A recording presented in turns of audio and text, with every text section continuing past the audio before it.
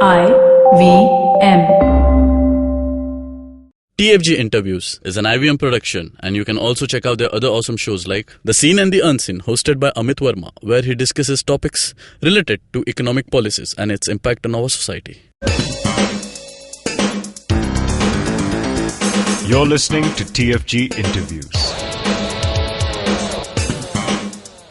Hi everybody, this is another episode of TFG Interview, and today we move into a different sport, if that's what we would like to call it. It's none other than poker, and we have with us Peter Abraham and Azeem Banatwalla. Hello. Yeah, I think India is slowly moving away from the teen patti to poker in a big way. You have the Diwali card parties now not restricted just to the teen pattis and triple aces, but there is a growing population which is wanting to experience poker.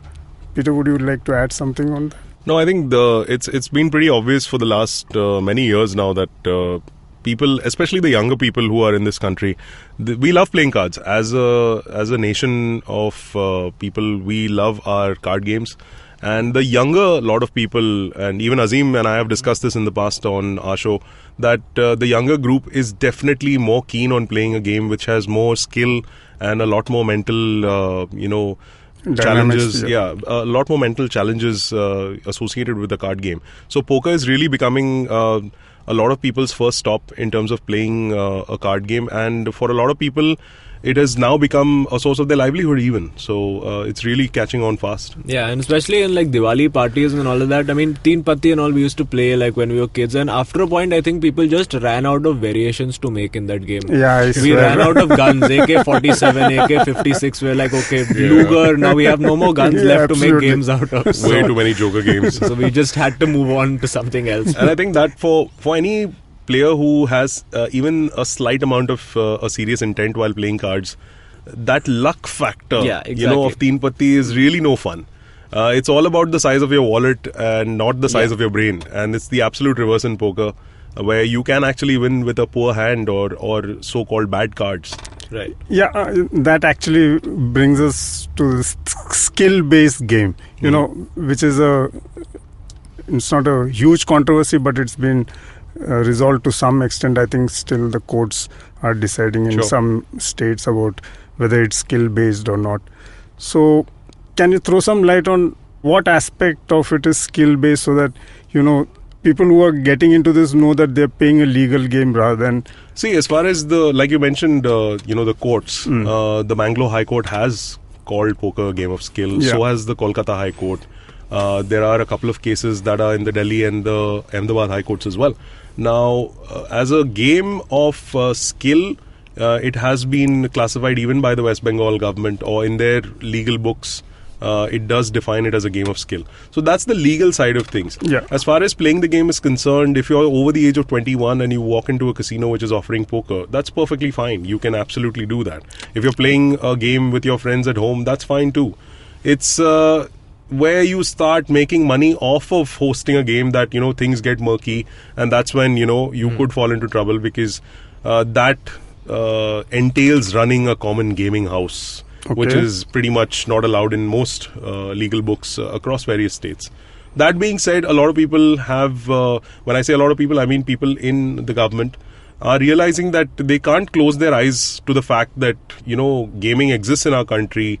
There's a lot of sports betting that goes on in India. Exactly. It's a massive market. Some figures like 60,000 crores have been tossed around, which is pretty insane, because that's like the GDP of some medium-sized countries probably. Absolutely. So why shouldn't the government take advantage of this? Unfortunately, like in most cases, government does take advantage. 30% सीधा दे दो हमको. Barabar. So I think if the government's a little more reasonable perhaps in that percentage, they stand to earn a lot more revenue from this particular segment of or this particular industry, I should say.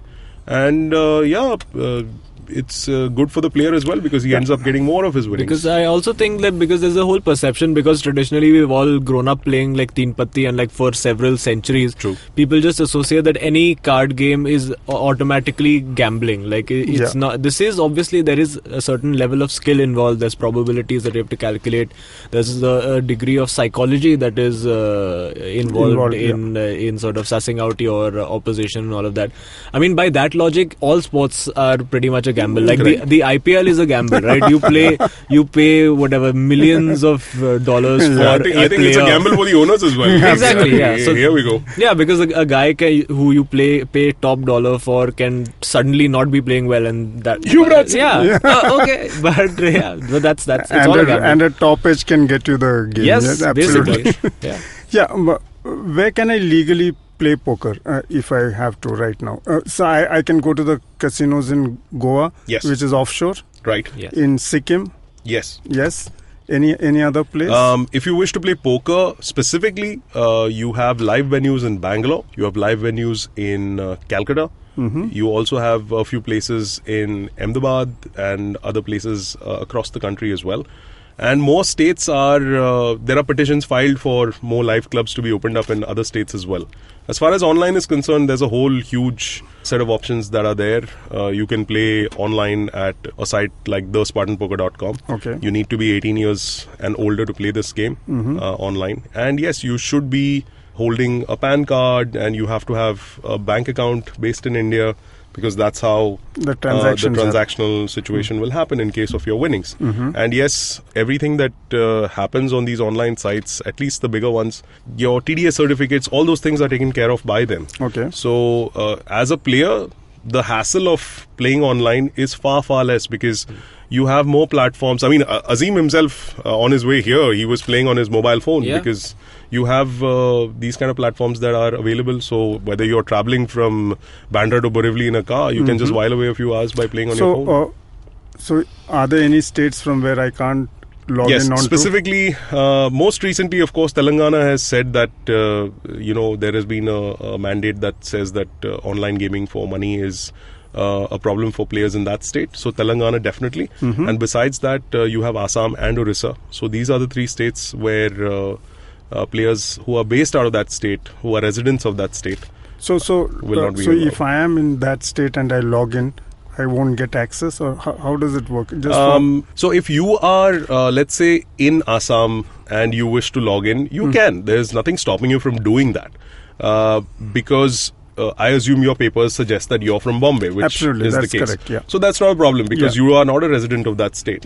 However, if you are, like if your PAN card or whatever documents that are there say that you're a resident of the state, and it does reflect that when you are asking for a cash out as well. Okay. Those things will be taken into account. And so when I register, all this KYC gets done online? Yeah. So because obviously we're talking about money. At the end of the day, the site is responsible for making sure that its players get paid, because there's a tax component to it which they need to be careful about. And the players obviously need to be assured about the fact that their money is safe and they have a good playing experience. Yes. So just moving away from the online thing, you said there are these live houses in Bangalore or in Ahmedabad, poker clubs.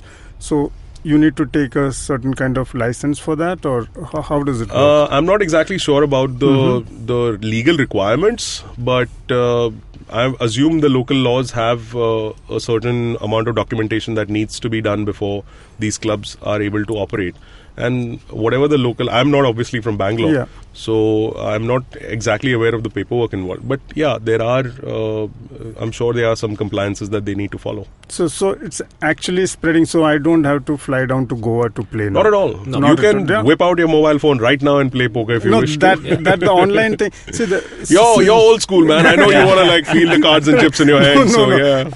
I do the online one also, but I still think there's lot of fun. Live playing is so much more Yeah, fun. I totally agree. We are both old school in that way. I've learned my poker by playing it on a table with people. But then to get the practice, online is the best because the number of hands dealt and the convenience. I just factor combine both worlds. So I play online and I just keep all the chips actually in front of me and I throw them at the screen. I'm like, chalo, lay abhi. But you have a lot of people who actually do that, who play on computers, but they have a stack of chips next to them just because they want to play with it and get that feel of playing with some chips. If anyone walks in, they look like complete morons, but for personal satisfaction, why not? True. Yeah, so we'll address two kinds of listeners. One is who is toying with this idea of or has heard of poker, who like card games and want to get into it. And one is, of course, who is not an expert, but he's been playing around. And, you know, so for the beginner, you know, what would you suggest? They get on online first or they get into their friend club?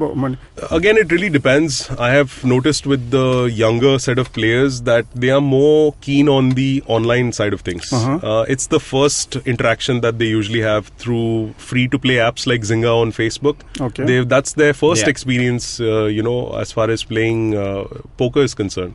So many of them realize that there are real money sites like the SpartanPoker.com and others who offer this game where you can actually put money in and play. So that's the next progressive step. If you're a new player, I would suggest that online is perhaps the way to go, only because your investment is significantly low to the point of being zero. Okay. I know for a fact that there are free rolls running on sites like Spartan Poker where you don't have to invest a single rupee. Yeah. And you can play the game without the stress of having put in money. Yeah. You can improve your gameplay, see how the online thing works. If that is for you, then you go on to, you know, better your game and play more as you see fit. But again, coming back to the live side of things, you know, I'm where we have, even Azeem and I, we've met at a live poker event for the first time. I was just actually going to ask Azeem, you started off live or on? Yeah, I mean, I used to just play with friends, like literally not even for money. Back in that day, we would just sit with like toothpicks and those were our chips, and and the winner at the end of the day would buy everyone like lunch or whatever. Yeah. So, or no, rather we would buy him lunch because there was no money involved.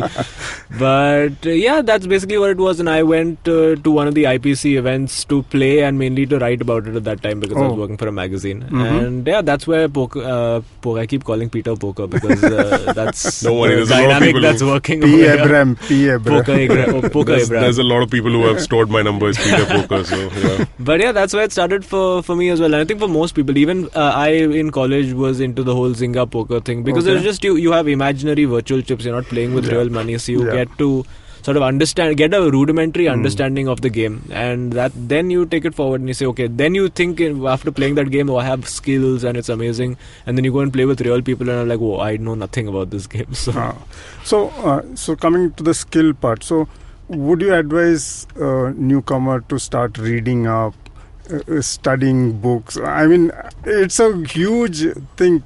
You get in saying, and usually you have that beginner's luck and you win something, and they बोलते हैं यार क्या पढ़ना है रे, equity क्या calculate करना है, outs calculate करना है, you know, it's like so much crazy. I mean, to answer your question, it's a hard yes.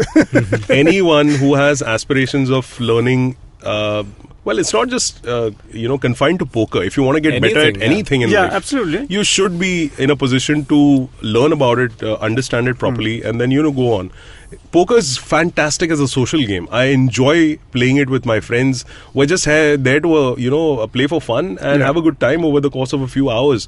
But the thing is, when it stops being a social game and you have serious aspirations of making this a livelihood, even if you're at a semi-pro level, you are talking about investing a decent amount of money.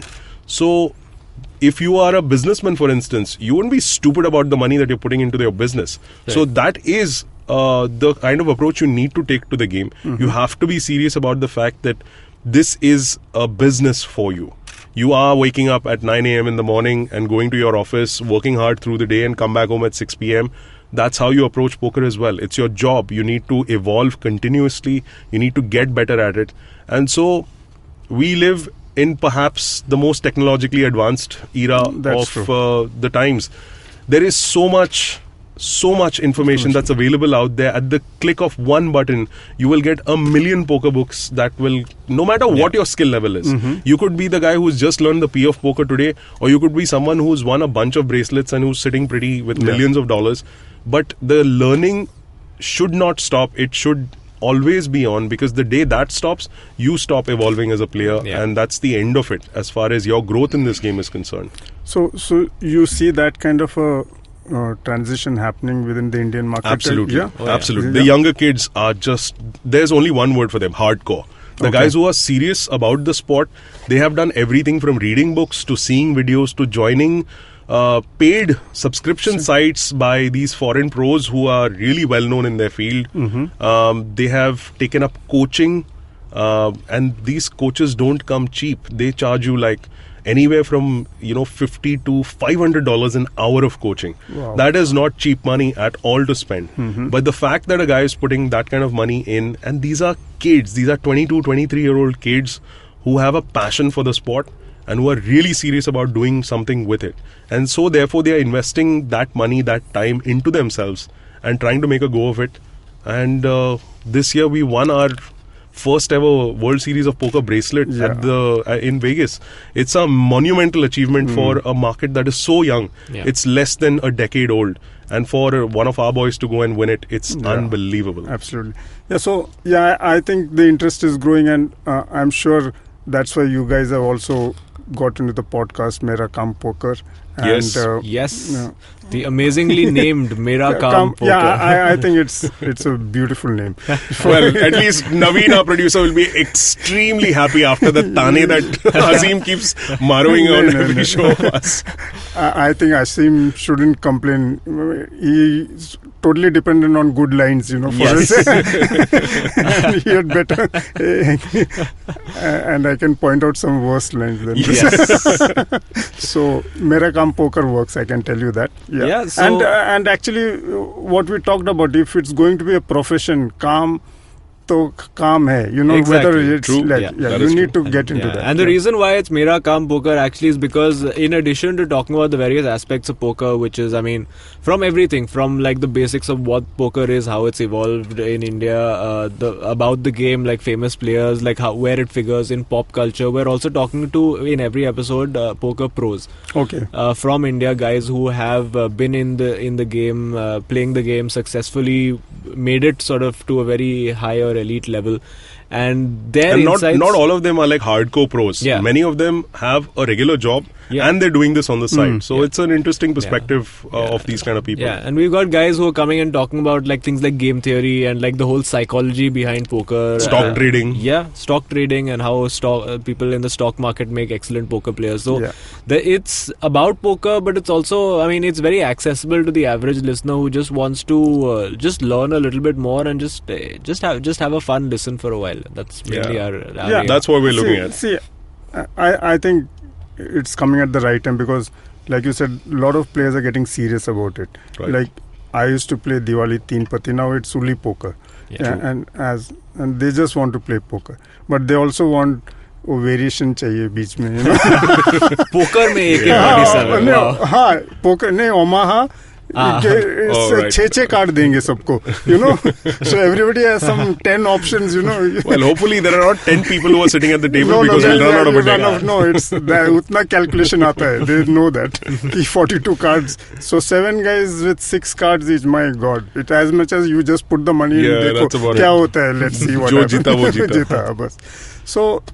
So I think you need these kind of shows and educational capsules, because more and more people are not going to get so deep into books. They want to hear experts speak. They want to hear winners speak.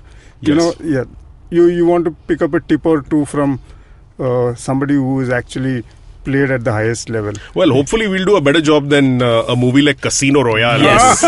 Straight versus full house over straight flush and all that. So if you want all the scoop on why Casino Royale is apparently, according to Peter, a scam movie, check out the podcast. Scam! No, but seriously, the pop culture angle obviously is something we've also explored on our show. But the fact is that there are so many people who want to consume knowledge about poker in whatever form. So our whole motive behind the show is the fact that we want to keep it light. We want to talk about the game we both love, different aspects of it. And hopefully if people learn a thing or two on the way, it'll be brilliant for the overall growth.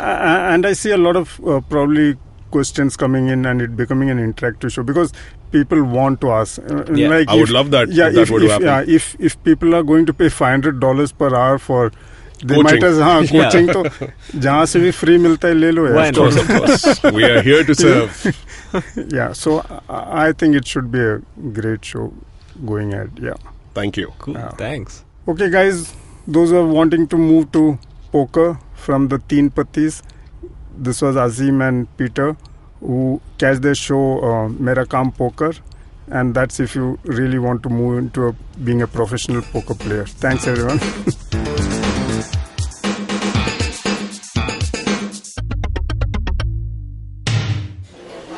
Excuse me भैया, excuse me. बोलिए madam. Menu में क्या है? Menu में scene unseen है, podcast है, on course है, Cyrus है, made in India, rediscovery project, empowering series, sex wax है, IVM लाइक्स है, सिंप्लीफाइड है, कीपिंग इट क्वियर है, ड्रिंक्स एंड डेस्टिनेशंस है, माय नेबर सकरबर्ग है और द फैन गराज है. आपको क्या चाहिए?